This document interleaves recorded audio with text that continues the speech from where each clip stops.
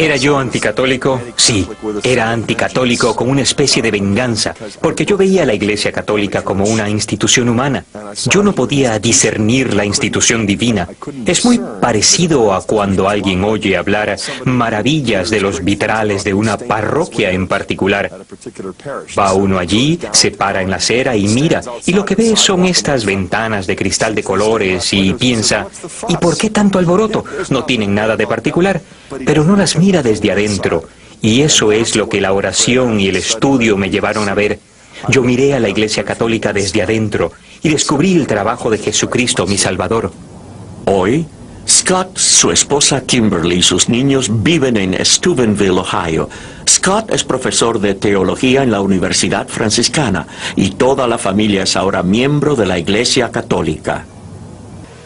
El viaje de Scott hacia la fe católica comenzó cuando empezó a cuestionar una de las enseñanzas básicas de Martín Lutero, sola fide. Lutero, junto con Juan Calvino, discrepó de las enseñanzas de la Iglesia Católica. Ellos sostenían que la justificación o el perdón de nuestros pecados por Dios sucede solo por medio de la fe.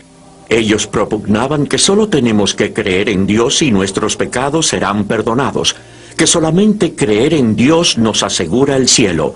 No importa cómo decidamos actuar o responder a ese amor. Esas ideas crearían una enorme división dentro de la Iglesia Católica y marcan el comienzo de la Reforma y la aparición de las iglesias protestantes.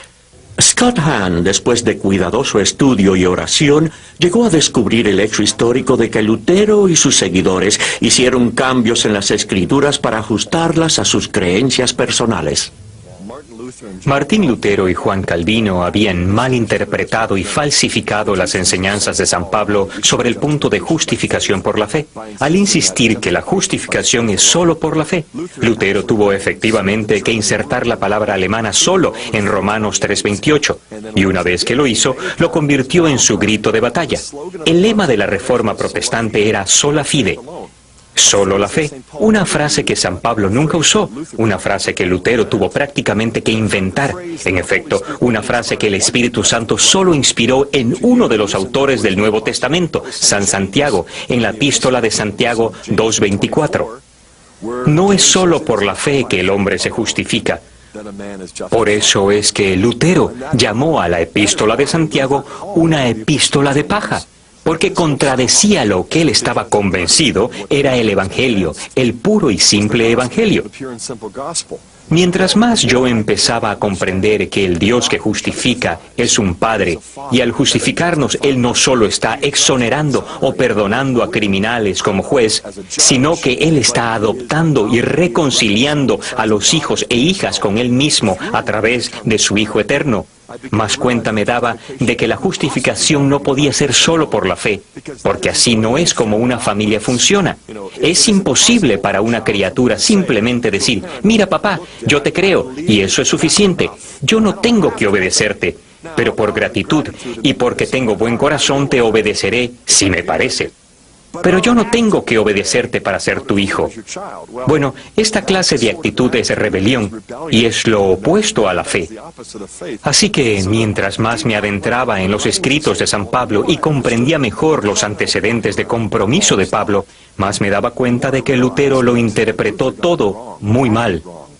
Los primeros protestantes también enseñaban lo que era llamada sola scriptura, que las escrituras por sí solas son la fuente de toda la autoridad en la Iglesia, que la tradición en la Iglesia y lo que ha sido transmitido por los primeros apóstoles al resto de la Iglesia en los siglos subsiguientes no tiene autoridad alguna. Descubrí que en ninguna parte la Biblia enseña que las Escrituras solas son nuestra única autoridad.